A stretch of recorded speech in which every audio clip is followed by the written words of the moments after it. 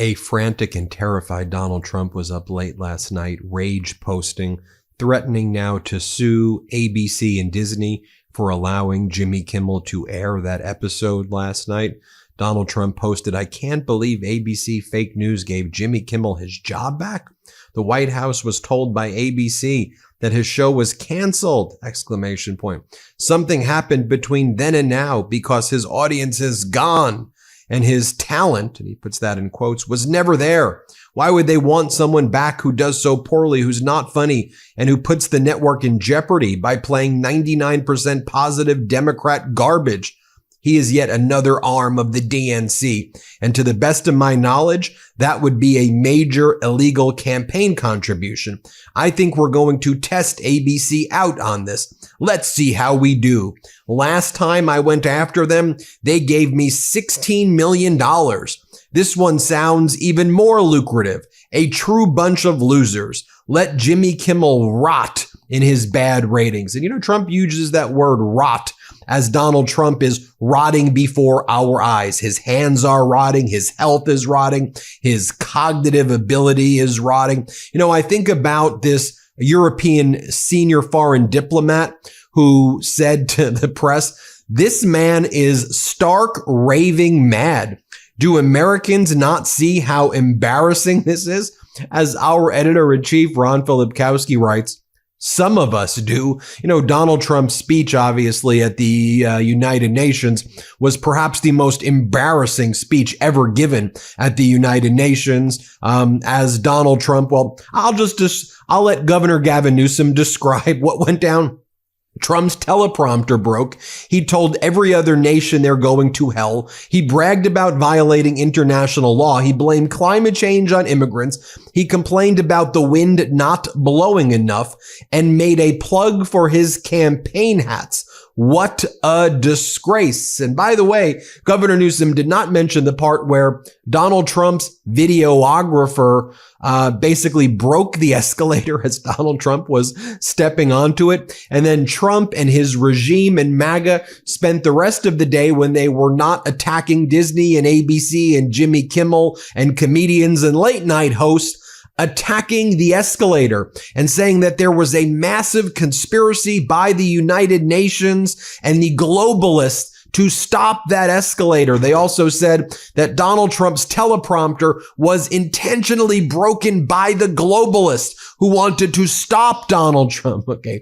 Donald Trump's team was in charge of the teleprompter. Donald Trump's team broke the escalator. Farnoosh Amiri with the Associated Press reports the investigation by the United Nations turned out that when you looked at the machine central processing unit, it indicated that the escalator had stopped after a built-in safety mechanism on the comb step was triggered at the top of the escalator by Donald Trump's own videographer. But you take a look at what Trump's team was posting all yesterday. Again, when they were not saying they were going to sue ABC and Disney, Caroline Leavitt. If someone at the UN intentionally stopped the escalator as Trump and the First Lady were stepping on, they need to be fired and investigated immediately. Jesse Waters suggests a military strike on the UN over the escalator and teleprompter.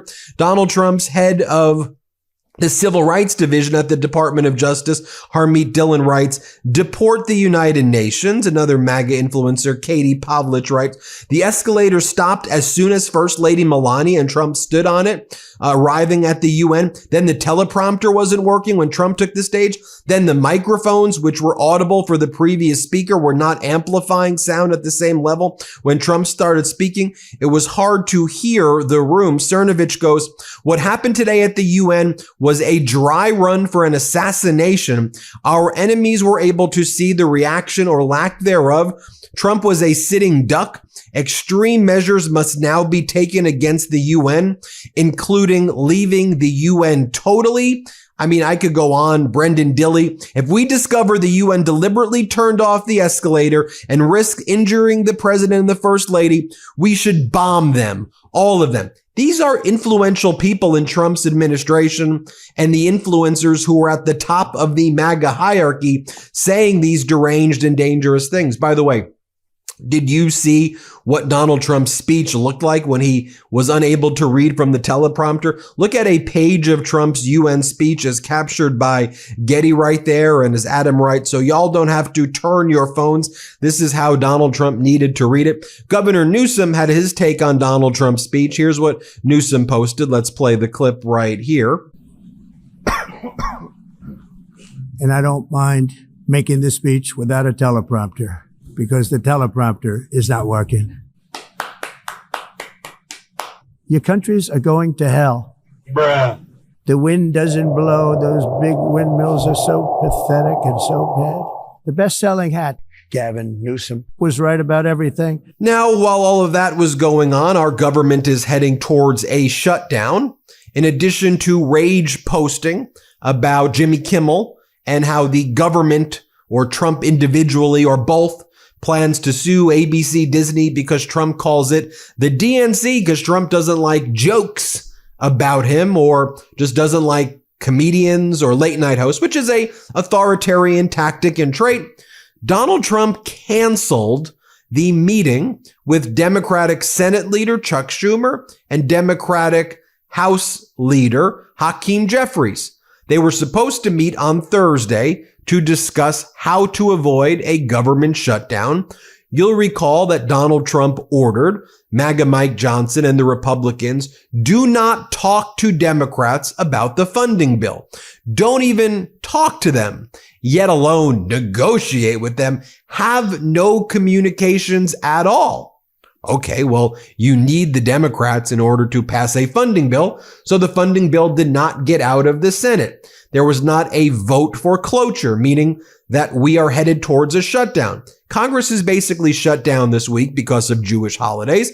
Congress was supposed to be in session the 29th and the 30th, but MAGA Mike Johnson shut down those days of work. Why would you shut down the 29th and 30th, the 2 days before a shutdown is going to take place? Well, MAGA Mike did shut down Congress for most of the summer to hide the Epstein files and investigations into the Epstein files. So it's not a shocker that he's going to shut down the 29th and the 30th, those days of Congress. But look, the Democrats, whether you like that they did this or they didn't, they said, look, even though you don't want to talk to us, why don't we show up at the White House and see if we could do a negotiation together? You may be like, why would you even talk to these Republicans? They're a bad, fine, sure. I mean, I'm with you, but let's just talk about the news of what happened. So then Trump and MAGA Mike Johnson and Senator Thune, the majority leader, so the leaders of the Republicans and the leaders of Democrats were supposed to meet on Thursday, right? Like, in theory, that's the way government's supposed to work, right? Like they meet, maybe they hammer something out. And by the way, maybe the deal they hammer out pisses you off that Democrats would do a deal with you. I don't know, right? But they were going to meet on Thursday. Well, Donald Trump canceled the meeting. Donald Trump said, nope, I don't want to meet with you on Thursday because Trump wants to shut down. So Trump posted some long-winded, deranged post about Democrats love transgender and transgender for everybody. And the list of Democrat demands are so extreme that I don't want to meet with them. The only thing that Democrats have said, and by the way, you may want the Democrats to say more, but let's just deal with the facts. Democrats said, look, the Affordable Care Act tax credits are set to expire very soon.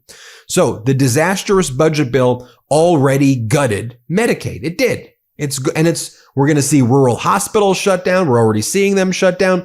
It is a disaster for healthcare. But Affordable Care Act plans with tax credits, you know, it's better than what existed before Obamacare and the Affordable Care Act. So Democrats said, look, just protect the ACA tax credits. And MAGA's like, no. So Democrats said that they would be agreeable to funding the government, but you gotta save the tax credits because if you don't, your monthly premiums will be like $1,500 to $2,000 a month, $18,000 to $25,000 a year for health insurance. You can't afford, who can afford that, right? So that was the Democrats' position. And by the way, you may say, and I think you'd have a good argument, Democrats should have wanted more than that, but that's where Democrats drew the line.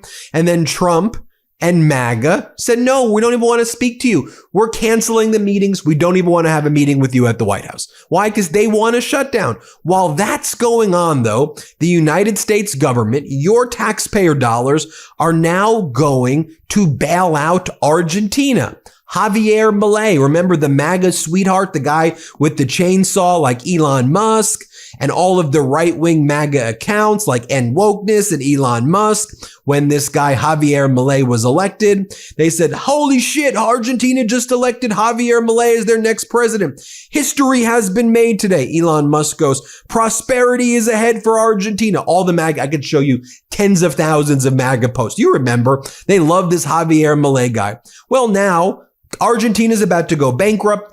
United States taxpayers have to bail out Argentina. Our Treasury Department will be spending billions of dollars to save Argentina because Milei ran it into the ground. As John Jackson says, so we had to cut off medication for sick babies in Africa overnight with the immediate USAID closure because money, but we can provide Argentina boatloads of cash a month before their midterm elections. And by the way, what about the money for American taxpayers? We've cut so many services for Americans. We've cut so many services for the American people. And we're giving money to Javier Milei in Argentina, which MAGA said he was doing a great job. When you dig a little bit deeper into this story, though, too, as Ben Norton explains, the U.S. government is doing this not only to prop up one of its puppets, but also in order to benefit wealthy U.S. investors who hold Argentine stocks and bonds and U.S. corporations that want Argentina's lithium. So that's part of what this is about as well. Show you what's going on in the rest of the world too. There's a new world order forming as Donald Trump makes the United States weaker. As Donald Trump attacks Brazil and Europe and Canada and Australia and elsewhere, they're forging alliances across the world and not with the United States. I've highlighted before Portugal getting weapons from Europe and not the United States. I've highlighted Denmark getting its air defense system from Europe and not the United States anymore. I also want to highlight that China just signed a big submarine deal with Thailand, which is also pretty symbolic because Thailand would normally buy those submarines from the United States, but now they're announcing that they are buying it from China. Now, I don't really want to show you more clips of Donald Trump behaving like a deranged maniac at the United Nations because I've done that video before. You get the point. It was incredibly embarrassing and humiliating. The quick summary of it is Trump says, your countries all suck. None of you know what you're doing. The U.S. is better at everything, all because of me. I'm right about everything. You should listen to me and do what I say and also give me lots of awards. But I want to show you, again, moral clarity with Canada's Prime Minister, Mark Carney. This was his speech in front of the United Nations. This is what leadership looks like. Here, play this clip. And it is now the avowed policy of the current Israeli government that there will be, and I quote, no Palestinian state. In this context, Canada recognizes the state of Palestine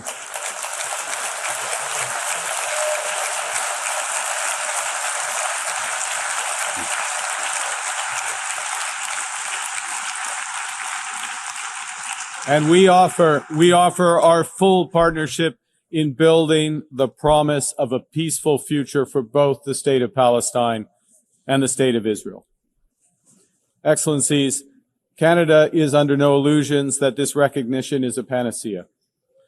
This recognition is, however, firmly aligned with the principles of self-determination and fundamental human rights in the UN Charter, and it is fundamentally consistent with the policy of the Canadian government for generations. And finally, I would be remiss if I did not show you this clip right here, where Donald Trump admits in front of the world that he thought it would be easy and simple to bring peace to Ukraine because he said that he had such a good relationship with Putin. But Donald Trump admits that his relationship with Putin didn't mean anything. That's a direct quote from Donald Trump there. So effectively, Donald Trump now wants to what? Adopt the policy that former President Biden had to help Ukraine And now Donald Trump wants to get credit for adopting Biden's policy when Trump spent 8-9 months torturing Ukraine, empowering Russia, enabling Russia. And by the way, I don't believe Trump's words for a second here. He is a Putin bootlicker through and through.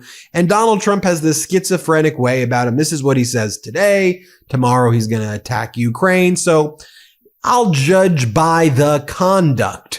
But here's what Donald Trump said when he was with French President Emmanuel Macron. Play this clip. The biggest disappointment, but I think that'll happen eventually, is the Ukraine and Russia situation. But we've settled. I thought that was going to be the easiest one because of my relationship with Putin. But unfortunately, that's the relationship didn't mean anything, unfortunately. But when I needed some advice and when I needed some help in terms of a country in that part of the world, you were always there. And you helped me settle some of these 7 wars. I'm very proud of the 7 wars, but you helped me settle them, and I appreciate that. There you have it, folks. Let me know what you think. Oh, and by the way, a intrepid artist put up a statue in Washington, D.C. of Donald Trump and Jeffrey Epstein. Well, Trump, you always wanted a statue to be built of you in honor of Friendship Month. Here's a statue that an artist put of Donald Trump and Jeffrey Epstein holding hands. There's your statue, big guy. There's your statue. Everybody hit subscribe. Let's get to 6 million. Thanks for watching. Thanks for watching. Be sure to add the MeidasTouch podcast on Apple Podcasts, Spotify, or wherever you get your podcasts for new updates every single day.